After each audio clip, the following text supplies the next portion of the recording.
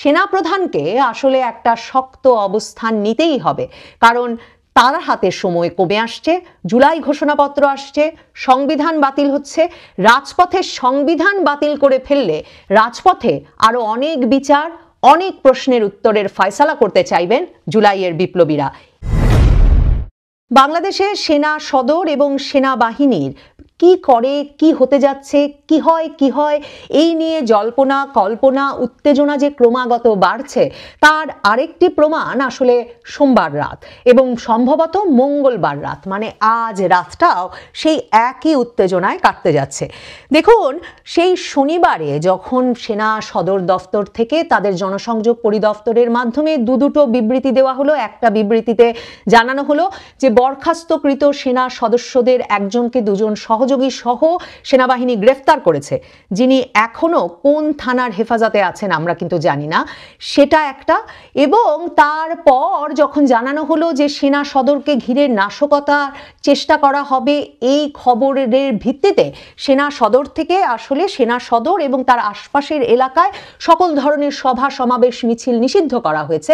তারপর থেকেই আসলে সেই আগুনে আরো ঘি পড়লো যে সম্ভবত সেনাবাহিনী বা সেনাপ্রধান কোনো একটি পদক্ষেপ নিতে যাচ্ছে খুব দ্রুত। দেখুন, 10ই মে আওয়ামী লীগের কার্যক্রম নিষিদ্ধ করার পর থেকেই আসলে সেনাবাহিনী কি করতে পারে, কিংবা আরাকান আর্মিকে সহায়তায় বাংলাদেশের মানবিক করিডর স্থাপনের সিদ্ধান্ত হয়ে গেছে, এ খবর বেরিয়ে পড়ার পর বাংলাদেশের সেনাবাহিনীকে সে কাজে যুক্ত করা হচ্ছে, সে খবর মোটামুটি নিশ্চিত হওয়ার পর, এবং এমনকি চট্টগ্রাম বন্দর বিদেশিদের লিজ দিয়ে দিতে খুব তৎপর হয়ে পড়েছে বাংলাদেশের অন্তর্বর্তীকালীন সরকার।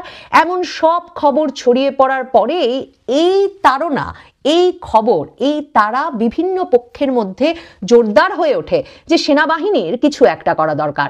আর নবনীতা চৌধুরীর বয়ানে বারবার যেটা বলছিলাম যে 10ই মে শুধুমাত্র আওয়ামী লীগের কার্যক্রম নিষিদ্ধ হয়নি, জুলাই ঘোষণাপত্র আসতে যাচ্ছে 30 দিনের মধ্যে, এটা পরিষ্কার করে বলে দেওয়ার পর আসলে বাংলাদেশের সংবিধান কার্যকর থাকবার মেয়াদ খুব দ্রুত ফুরিয়ে আসছে। কারণ জুলাই ঘোষণাপত্রে এনসিপির ছাত্রদের সবচেয়ে বড় দাবি হচ্ছে বাংলাদেশের বর্তমান সংবিধানটি বাতিল করে দিতে হবে। তার মানে রাষ্ট্রপতি, সেনাপ্রধান সকলেই বড় ধরনের ঝুঁকির মুখে পড়বেন। এই অবস্থায় রাষ্ট্রের এই প্রতিষ্ঠানগুলো আসলে কি সেই ঝুঁকি পর্যন্ত নিজেদের বিপদগ্রস্ত করবার জন্য অপেক্ষা করবে? বাংলাদেশকে আরো বড় অনিশ্চয়তার দিকে ঠেলে দেওয়ার জন্য অপেক্ষা করবে? আরো বড় অস্থিতিশীলতায় একরকমের গৃহযুদ্ধ পরিস্থিতির দিকে বাংলাদেশ এগিয়ে যাবে, সেটা দেখবার জন্য কি বাংলাদেশের সেনাবাহিনী অপেক্ষা করবে? এই প্রশ্নগুলোর মধ্যে আসলে এই নির্ঘুম রাতের পরিমাণ বাড়ছে, উত্তেজনা বাড়ছে। নির্ঘুম রাতের পেছনে আসলে যে শুধুই কানাঘুষা নেই, আসলে যে ঘটনা ঘটছে তার প্রমাণ সোমবার রাতে আরো স্পষ্ট হয়ে ওঠে। দেখুন, সারা দিন ধরে সোমবার খবর পাওয়া যায় যে সেনাপ্রধান সেনা দফতরে রবিবার সোমবার এই দুদিন ধরেই খবর পাওয়া যাচ্ছিল যে সেনাপ্রধান সেনা সদর দফতরে বিভিন্ন পর্যায়ের কমান্ডারদের সঙ্গে আলাপ করছেন। তিনি আসলে সেনাবাহিনী কি কৌশলে আগামীর দিনগুলোতে বাংলাদেশে ভূমিকা রাখতে পারে সে বিষয় নিয়ে সেনাবাহিনীতে তার ফরমেশনের বিভিন্ন কমান্ডারদের সঙ্গে আলোচনা করছেন।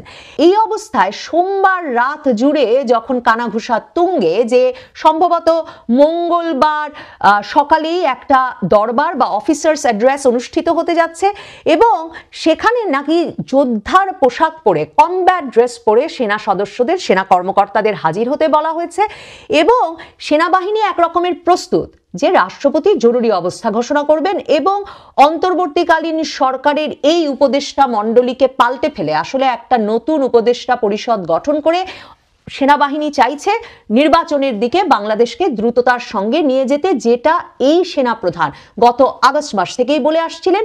আর ক্রমেই অন্তর্বর্তীকালীন ইউনূস সরকার সে বিষয়ে তার অনাগ্রহ স্পষ্ট করে তুলছিল।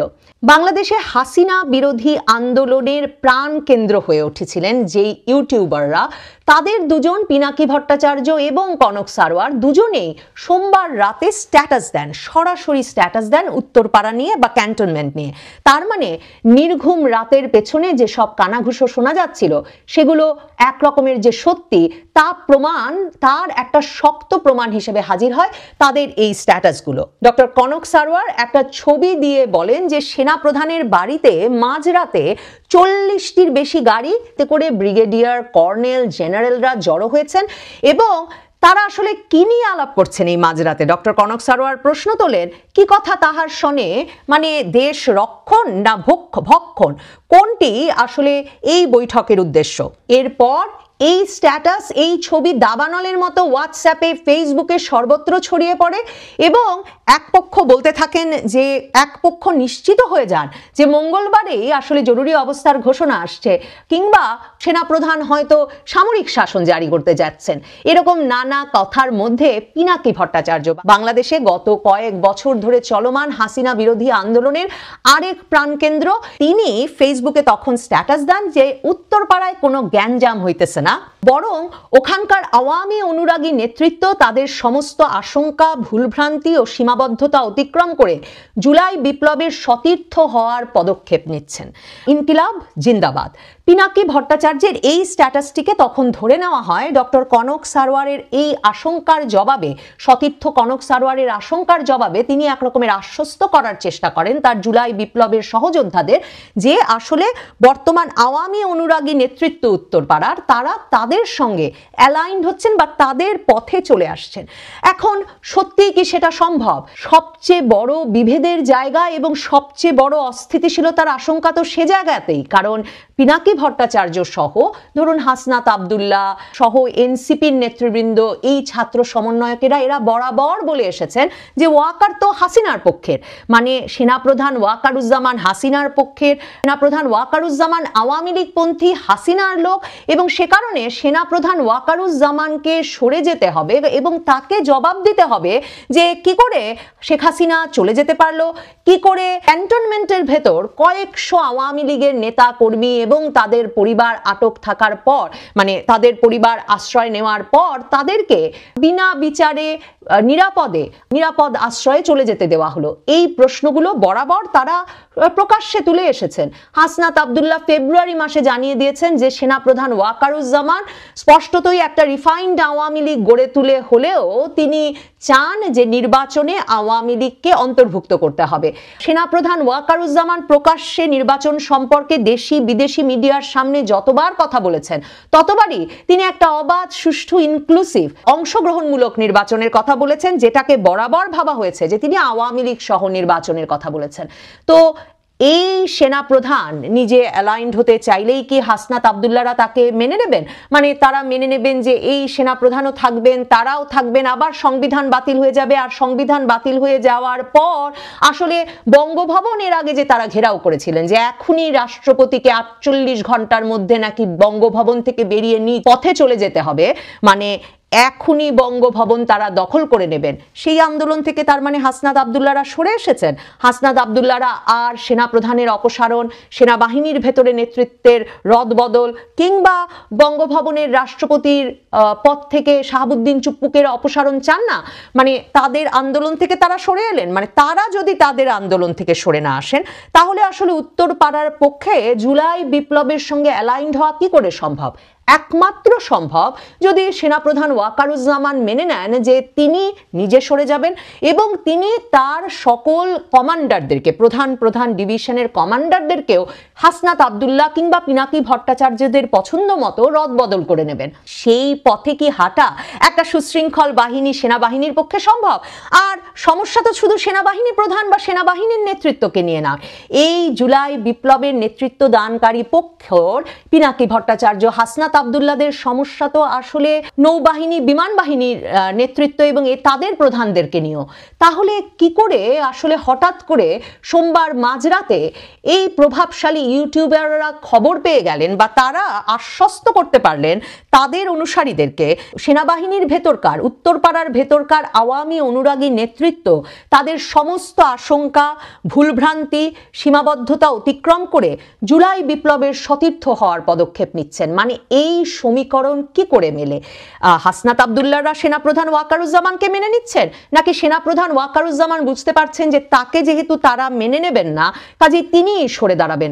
তিনি সরে দাঁড়ালেই কি শুধু হবে, নাকি তার অনুসারী সকল কমান্ডারদেরকেই তার সরিয়ে নিয়ে যেতে হবে? তারা সরে গিয়ে কোথায় চলে যাবেন?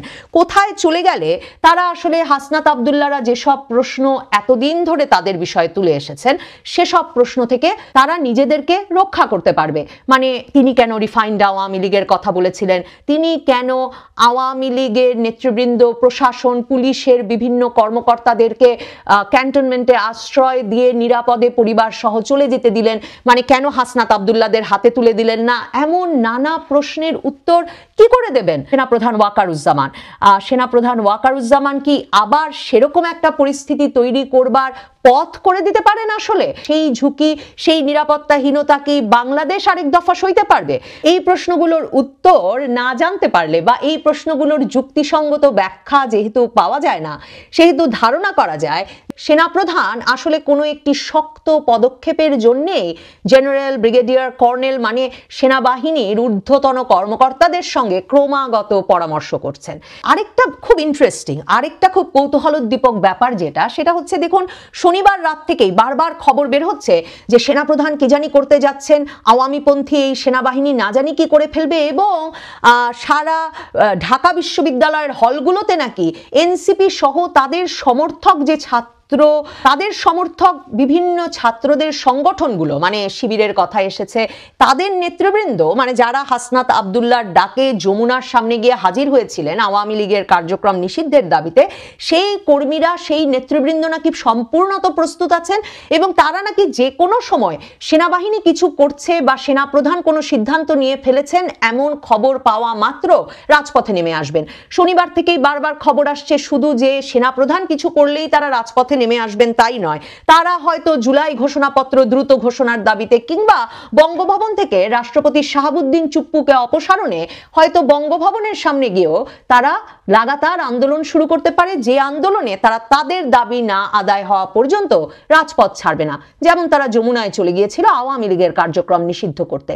কিন্তু কি অদ্ভুত ব্যাপার দেখুন, এত আশঙ্কা, এত কানাঘুষা, এর মধ্যেও আমরা কিন্তু হাসনাত আব্দুল্লাহ সহ এনসিপির নেতৃবৃন্দকে কিংবা তাদের সমর্থনে যারা রাজপথে নেমে এসেছিলেন আওয়ামী লীগের কার্যক্রম নিষিদ্ধের দাবিতে, সেই সংগঠনগুলোকে আমরা রাজপথে জড়ো হতে দেখছি না।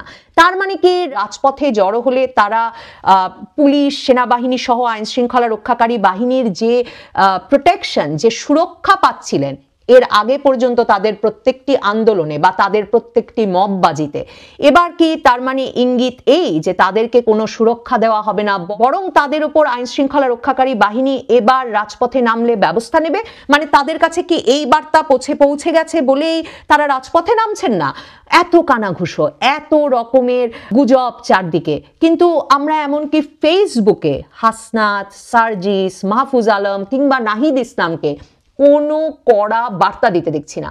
আমরা এর আগে বরাবর দেখেছি যে তারা খুব কড়া বার্তা দিয়ে ফেলেন এবং সাথে সাথে সেই বার্তা বাংলাদেশের সকল সংবাদ মাধ্যমে ছড়িয়ে পড়ে। এবার ফেসবুকে তারা নীরব, রাজপথে তারা নীরব। আমার মনে হয় তাদের এই যে নীরবতা, এই নির্ঘুম রাতগুলোর জন্য অত্যন্ত গুরুত্বপূর্ণ একটা ফ্যাক্টর। কাজেই বাংলাদেশের মানুষ সম্ভবত দম আটকে কিছু একটা ঘটবে এই অপেক্ষায় আরো কয়েকটি রাত পার করবেন। ঘটবে কিনা জানি না, সেনাপ্রধানকে আসলে একটা শক্ত অবস্থান নিতেই হবে, কারণ তার হাতে সময় কমে আসছে, জুলাই ঘোষণাপত্র আসছে, সংবিধান বাতিল হচ্ছে। রাজপথে সংবিধান বাতিল করে ফেললে রাজপথে আরো অনেক বিচার, অনেক প্রশ্নের উত্তরের ফয়সালা করতে চাইবেন জুলাইয়ের বিপ্লবীরা। এই জুলাইয়ের বিপ্লবীদের সাথে তাই আমি অন্তত সেনাবাহিনীর, সেনা সদর দপ্তরের কিংবা উত্তরপাড়ার যাই নামই ডাকি না কেন, কিংবা সেনাপ্রধান ওয়াকারুজ্জামানের অ্যালাইন্ড হওয়ার, এক পথে আসার কোনো সম্ভাবনা দেখি না। আমার অঙ্ক মেলে না। হয়তো যিনি বলেছেন, যিনি লিখেছেন, তিনি সেই অঙ্কের হিসাব আমাদের বুঝিয়ে দিতে পারবেন।